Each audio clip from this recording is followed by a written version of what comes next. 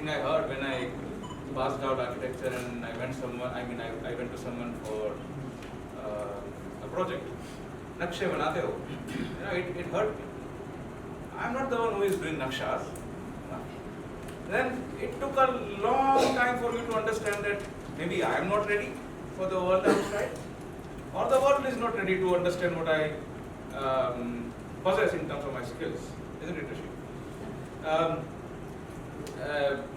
Long time, I think it is 25 years back, I struggled. You know, have you heard about what happened to people, and I know it is very dark humor right now, but who cross a certain age after living into an orphanage? 18 साल आप खत्म करते हो ना. If I am in an orphanage and if I complete 18 years, I am pushed out. Now you are on your own, right? We have taken care of you for 18 years, for whatever time I was there in the orphanage. Now you go out. Imagine what happens to that kid or that young adult as such. Hasn't seen outside world. He haven't interacted with anyone outside apart from the orphanage. And he's out. We don't think of them, do we? That is what exactly was happening to the architecture students. 5-year course, one of the longest, I believe. Yes. 5-year course. And if you want to do masters, 2 more years. Right? If you want to do PhD, 3 more years minimum.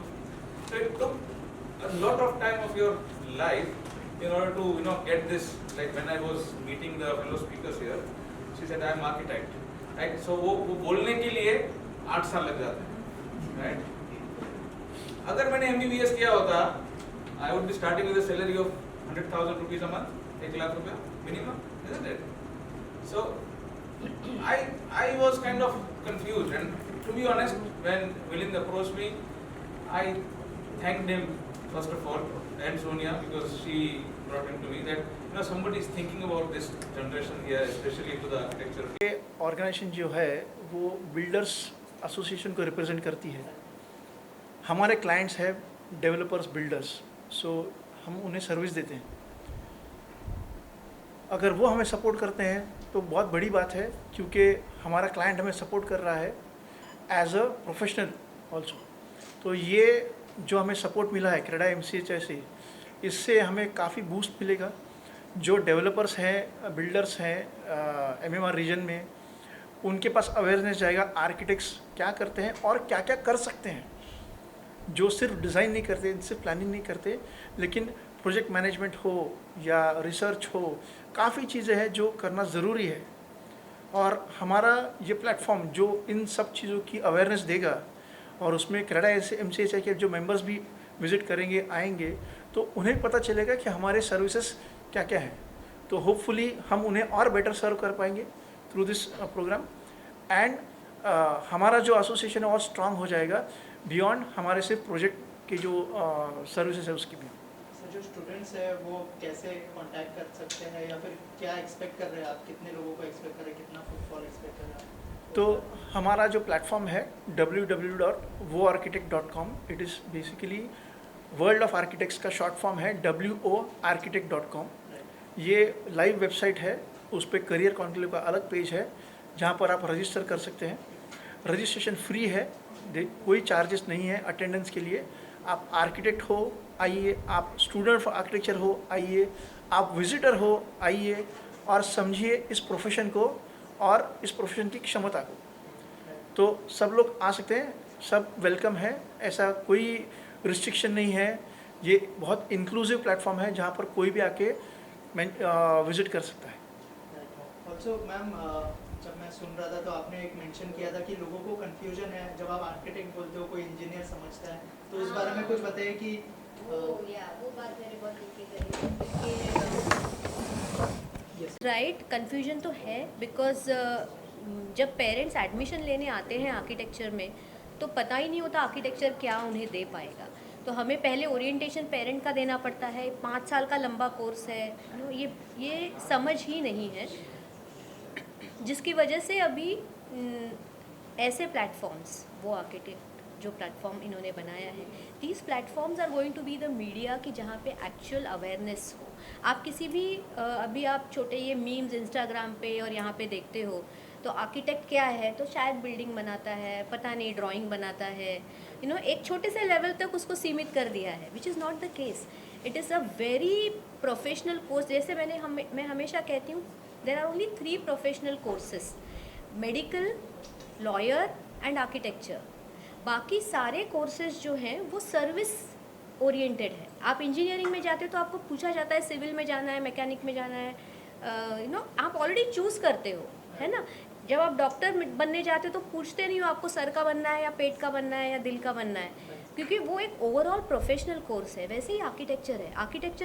Architect के पास बहुत सारे areas हैं जिसमें उसे mastery मिलती है, और इसीलिए फील्ड्स भी उतने उसके अवेलेबल होते हैं. And this is the main importance कि ये अवेयरनेस नहीं है, कन्फ्यूजन है.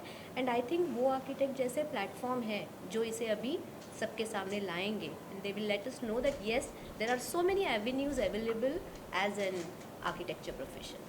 मेरे को करियर में प्रॉब्लम क्या? कौन से करियर में? आर्किटेक्चर के.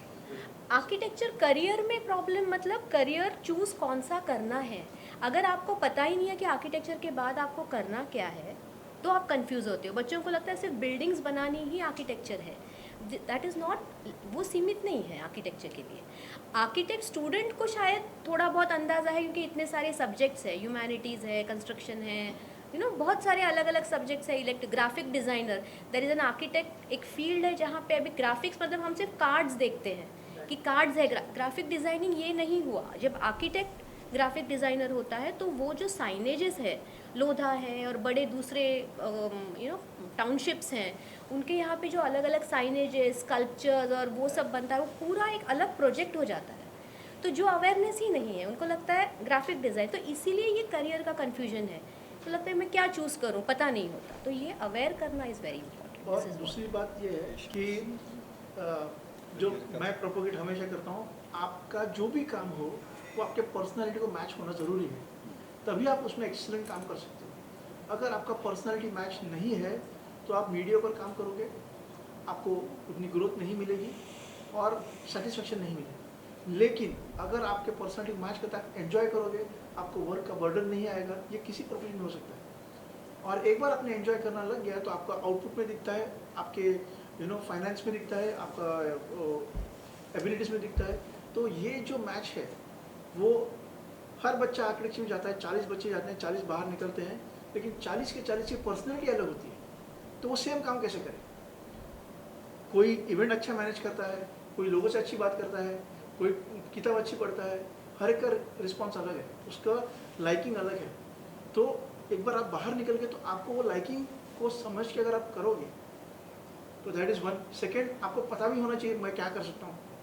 तो हमारा काम है थ्रू दिस प्लेटफॉर्म आपको फर्स्ट अवेयरनेस देना, देन इवेल्युएट करके आपको हेल्प करना कि भाई ये आपका बेटर एडवांटेजेस पार्ट है, और आपको कनेक्ट करना इधर उस तक के एम्प्लॉयर से या फिर इंस्टीट्यूशन से जहाँ आपको ग्रोथ कर सकते हैं. मैम लास्टली आपसे जानना चाहूँगा कि जब कोई स्टूडेंट यहाँ पर आएगा तो क्या क्या इवेंट्स होंगे जो उनको मतलब अटेंड करने मिलेंगे, जैसे करियर काउंसलिंग से लेकर, जैसे मैम ने कहा कि अवेयरनेस नहीं है, अवेयरनेस के बारे में, और क्या क्या मतलब इवेंट्स हों, प्लान है वो दिन में स्टूडेंट्स के लिए, उस बारे में अगर कुछ शेयर करें तो. इवेंट्स के बारे में ऐसा है कि there are going to be exhibitors जो रहेंगे, उनके यहाँ पे वो इंटरेक्ट कर सकते हैं और नॉलेज ले सकते हैं कि कौन से डिफरेंट जॉब्स अवेलेबिलिटी है. Apart from physical exhibitors, online exhibitors भी रहेंगे जो हमारे प्लेटफॉर्म के थ्रू उनको अवेयरनेस होगा कि कितने डिफरेंट जॉब्स अवेलेबिलिटी है. ओके. उसके सिवाय भी अगर हमारे जो स्पीकर्स हैं जो डिफरेंट टॉपिक्स के बारे में अवेयरनेस देने वाले हैं to the visitors who are going to come. So not only the architects who are freshly graduated but the experience architects, जैसे अगर किसी ने 3 या 4 साल का एक्सपीरियंस ऑलरेडी ले चुके हैं as a consultancy in a consultancy firm, लेकिन उनके समझ में अभी आ गया है कि उनका जो इंटरेस्ट है वो में भी पॉलिसी मेकिंग जो है या रूल्स एंड रेगुलेशंस जो अपने कंट्री के फॉर्म होते हैं उसमें उनको ज़्यादा इंटरेस्ट आ रहा है. Okay. After doing the 3-4 years of job. So now how should he differently take his career to different path. तो ये सब बारे में हम बातें करेंगे, जानकारी देंगे जो आर्किटेक्ट आने वाले हैं उनको, और उसकी वजह से उसका जो करियर पाथ होगा वो करेक्ट राइट डायरेक्शन में वो नेविगेट कर सकेगा, पाथ को डायरेक्टली बिल्ड कर सकेगा। Thank you. और कुछ ऐड करना है सर आप लोग आपको? मैम काफ़ी सारे पॉइंट्स ऐड किए। उस दिन भी प्रेस कॉन्फ्रेंस में कुछ पूछना आप तो उसके लिए भी सवाल बचा के रखेंगे और कुछ इंटरेस्टिंग आंसर्स हम भी ढूंढ के रखेंगे। एक तुम्ही सर मराठीत बोलला होतात. मराठीत बोलला होता. सो एक माझं अपील आहे सगळ्या आर्किटेक्ट्सना. नारायण राणे सर स्वतः येत आहेत ॲज चीफ गेस्ट. मी त्यांच्याशी पण चर्चा केली की सर तुम्ही या. हा काय मराठी हिंदी असं भाषीय विषय नाही आहे, पण मी हे एक महाराष्ट्रीयन म्हणून सांगतो आहे की महाराष्ट्रीयन लोक फार कमी बिझनेसमध्ये असतात, प्रोफेशनमध्ये असतात. तर जितके महाराष्ट्रीयन मुलं आहेत त्यांना आम्ही सांगू इच्छितो की तुम्ही पण तुमची प्रॅक्टिस सुरू करा ॲज अ आर्किटेक्ट. तुम्ही काम वाढवा, बिझनेस करा. वो आर्किटेक्टवरती तुम्हाला त्याचे ऑप्शन्स कळतील, काय आहे काय नाही, तुम्हाला काय सुटेबल आहे कळेल, आणि त्याच्यावरनं तुम्ही तुमची ग्रोथ करा. सो आणि हे ॲज अ सेड की हे यंग आर्किटेक्ट्स करताच नुसतं नाही आहे, सिनियर आर्किटेक्ट्स करतासुद्धा आहे, ज्यांना एका पॉईंटनंतर एक प्लॅटू येतो की आता पुढे मला काय करायचं कळत नाही आहे, सेम गोष्ट करून कंटाळलो आहे, तर काय डायरेक्शन चेंज करता येईल का, ह्या सगळ्या गोष्टीकरता हा प्लॅटफॉर्म आहे. सो तुम्ही फ्रेश आर्किटेक्ट आहात, स्टुडंट आहात की सिनियर आर्किटेक्ट आहात, हा मी म्हणेन क्रेडल टू ग्रेव प्लॅटफॉर्म आहे. पूर्ण इकोसिस्टम आहे जिकडे तुम्ही कुठेही स्वतःला प्लग इन करू शकता आणि तुम्ही पार्टिसिपेट करू शकता. कोकणातल्या जो निसर्ग आहे सगळा किंवा कोल्हापूर आहे, पुणे आहे, हा जो सगळा निसर्ग आहे त्याच्यामध्ये आर्किटेक्ट जे नवीन जे स्टुडंट आहेत त्यांना कुठल्या प्रकारचं करिअर असू शकेल?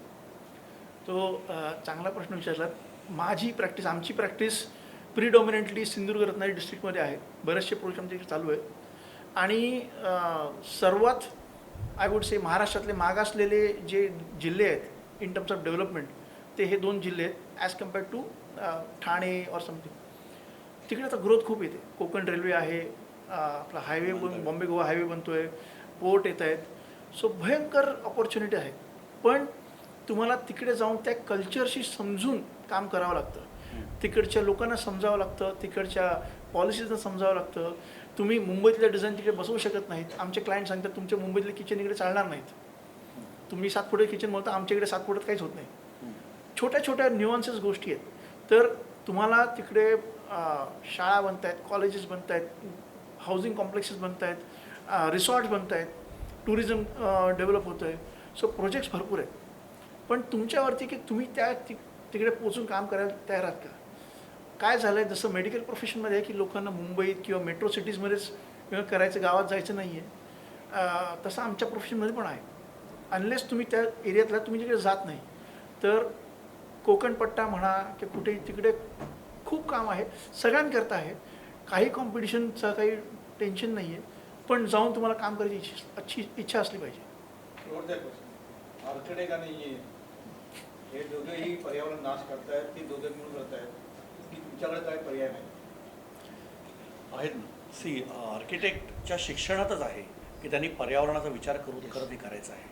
बिल्ट एन्व्हायरमेंटला एक दुसरी साईड आहे नॅचरल एन्व्हायरमेंट, म्हणजे जे आपण बांधतो त्याच्या अराउंड जे काही आहे ते सुद्धा आपल्याला त्याचं जतन करायचं आहे. आणि आम्ही असं बघितलं आहे की आर्किटेक्ट्सना जर त्या प्रकारे समजावून सांगितलं आणि त्यांच्या शिक्षणात ते अंतर्भूत असलं आणि नंतर पण तुम्ही त्यांना त्या दृष्टीने प्रवृत्त केलं तर आर्किटेक्ट्स नक्कीच विकास करता करता विनाश होणार नाही याची पण काळजी घेऊ शकतात. तसं सिंधुदुर्ग जिल्ह्याची बद्दल मिलिंदने सांगितलं की त्या ठिकाणी सुद्धा जर आपण बघितलं तर लोकल मटेरियल वापरून, लोकल टेक्नॉलॉजी वापरून बऱ्याच काही गोष्टी करता येतात आणि लोकांना आजकाल ते हवं आहे.